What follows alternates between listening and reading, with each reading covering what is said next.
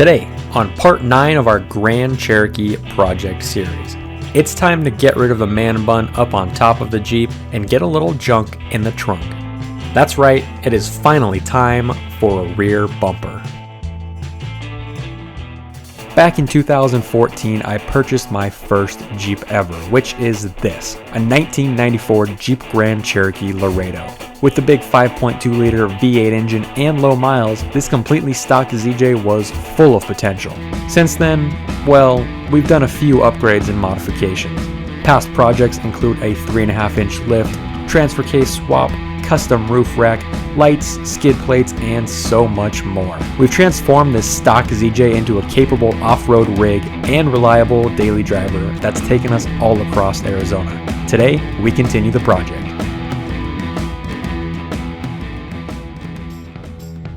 Now before we get into the bumper install, I want to take a second to explain what kind of bumper I have and why I ended up choosing this style and brand. This is the Grand Cherokee rear bumper and tire carrier combo from Rock Hard 4x4. There are two main reasons why I decided on this bumper over the competition, and the first was price. All said, this whole setup will cost almost $1,500, but that includes the $150 shipping charge, the $100 license plate relocation kit, as well as the $150 gas tank mount. Even though the price seems a bit high initially, you are getting a lot of components for the money. And that was the second reason why I decided on this bumper. I really like that it has a lot of interchangeable pieces. You can add the high lift jack if you want, you can add a gas tank mount, and you can add a cargo rack. You're not just limited to one configuration of the bumper. All of these pieces can easily be purchased at a later date, so if you decide later down the road you want some more to add to it, you have that option. You can add as much or as little to the bumper as you need at any given time. Once I ordered the bumper, it was about a month before I actually received it, which is pretty good turnaround time considering that each bumper is custom made and powder coated before shipping. The first order of business was getting everything unpacked and sorted out. The bumper and all of the components came in 3 separate boxes, all strapped to a long pallet. We opened up the boxes and began laying out all of the parts. In the bottom box was the bumper itself. The second box contained the swing arm and the hardware kit, as well as a few other small metal pieces needed for the install. The third and final box contained all of the accessories, so the license plate kit and gas tank mount were in this one. We carefully checked over each piece and made sure we got everything we needed for the project. Everything looked really nice and clean. The bumper build quality is top notch and the powder coat job is fantastic as well. After we got everything sorted out, the next morning we were ready to tackle the install. We backed the Jeep into the garage and took one last look at the stock rear bumper. After this install, our ZJ would look dramatically different. You'll want to allow the better part of 5 to 6 hours for the install, so plan on spending at least half a day working in hopefully a lot cooler of an environment than we did. You'll also need some tools and some help for this project. Air tools will be helpful, an extra hand or two for the heavy lifting is great too, and you'll also want some jack stands in addition to all of the included hardware and instructions. We began by removing the stock bumper cover. This comes off surprisingly easy with just a few clips located on the underside of the cover.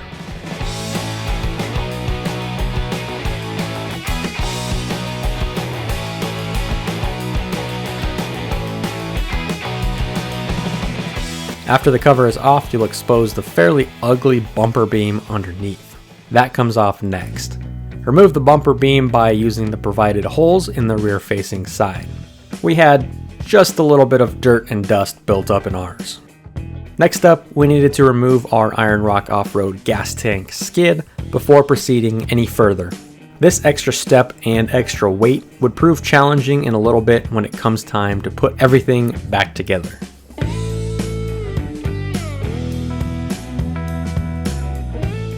The final bit of prep work you need to do is remove the bumper beam supports. Remove the 3 stud bolts on each side, which attaches the beam to the frame. Those come off fairly easy, and once they are removed, you are finally ready for the fun part of the install. Now it's time for the installation of the new bumper. Depending on your setup, this step can present a little bit of a challenge and require an extra hand or two. The reason for this is that we needed to mount the bumper and the gas tank skid at the same time using the same bolts and holes. Before lifting everything up onto the Jeep, we had to get everything staged just right. We decided to place the gas tank skid on blocks right underneath the gas tank and then hand carry the bumper into place. Then we just used the jack to raise everything up and sandwich all of the components together while we aligned it and got the bolts installed. You'll want to use the provided hardware, which includes 6 bolts, lock washers, and the provided nut plates that go on the inside of the frame to hold everything up. We did some last minute measurements just to make sure everything was going to fit. It was tight, but it looked like we were in pretty good shape. With everything in place and some extra help, we carefully lifted the heavy bumper into place. What followed next was a precarious balancing act as we used the jack to raise up the skid plate to meet the bumper and hold everything up in limbo.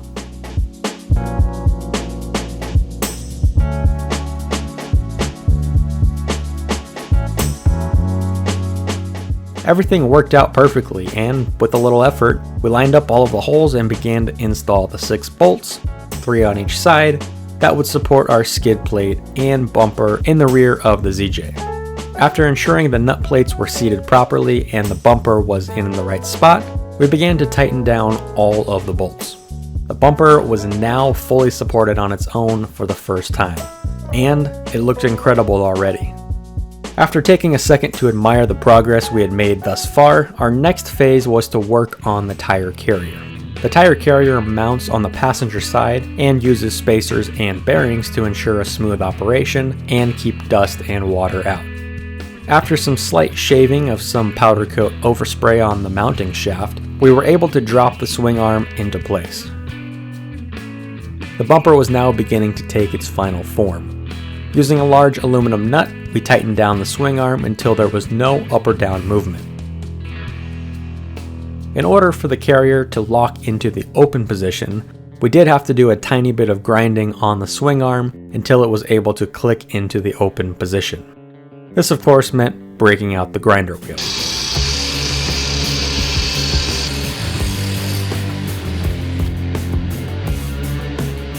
It should be noted that you'll want to install the grease fitting and load the hub with grease in order to keep it weatherproof. After ensuring the operation of the swing arm was smooth, we moved on to the next phase, which was installing the striker and latch that would allow everything to be easily opened and securely closed. We lined up the latch and tightened it down. The swing arm uses a 2-stage latch, like a car door does, to ensure it closes securely and doesn't bounce around or rattle while you're driving. Next up, we worked on installing the spare tire on the back. A few different metal pieces mount together on the swing arm to make this happen. Again, one of the nice parts of this bumper design is the ability to mount a variety of different wheel and tire sizes in different positions on the bumper. We tapped the wheel studs and lined up our 31-inch Cooper spare tire and 15-inch wheel.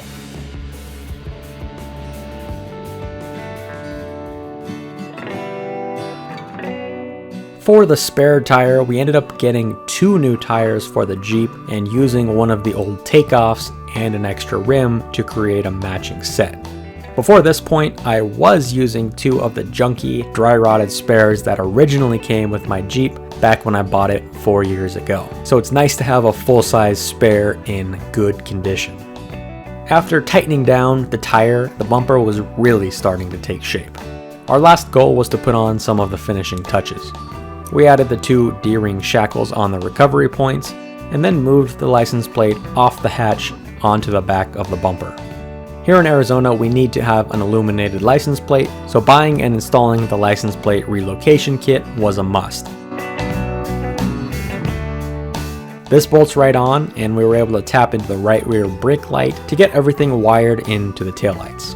The nice part of this kit is that it not only illuminates your plate, it also provides a third brake light. In the event we ever need to take the spare tire off, the license plate and light quickly and easily detaches from the bumper to get to the tire. This design makes a lot of sense and was well thought out. After this, we threw on our jack and gave everything one last check. After a relatively quick and painless install, our rear bumper was now on permanently and looking fantastic. This bumper dramatically changes the look of my ZJ, and if I must say, looks damn good too. Everything that once lived on the roof rack and was a pain to get down now has a permanent and functional home on the back of my Jeep. The tire is mounted firmly and can be easily removed, the jack can be popped off at any point on the trail, and the recovery points provide additional peace of mind should I ever get stuck somewhere. I also have the option of adding on the gas tank mount we got, which easily bolts on and off whenever I think I'll need some extra fuel on a trip. This also helps to keep fuel fumes out of the cabin. This bumper also has some other basic features that we didn't get to talk about, such as a trailer hitch and places to mount my CB antenna in the future, as well as add on a cargo basket down the road should I ever need or want it. All in all, this is a really clean and functional design that has so many great features and adds protection to the backside of my ZJ. I absolutely love the way this thing looks, and when paired with the front bumper, has really checked some aggressive goals off of my ZJ project list. What will happen with the newly found roof rack space is still up in the air at this point. I do like the clean look of the roof rack currently, but I also have some new options to mount additional recovery gear or maybe even a tent in the future. Overall, I'm really happy with this phase of the project and just can't talk enough about it. We'll be back in 2 weeks as we head out on our first trip with this new bumper here and give it a good shakedown up in the Verde Valley. So be sure not to miss that video in the near future. Anyways, that wraps up yet another fun ZJ project video. Be sure to check out our website for more photos and details on the install for this and all of the other projects we've done to this thing. Finally, be sure to catch up on the whole project series, which can be found right here on YouTube if you've missed anything in the past. Until the next Grand Cherokee project video, we'll be out on the trails and coming up with future modifications for our ZJ. Thanks for watching.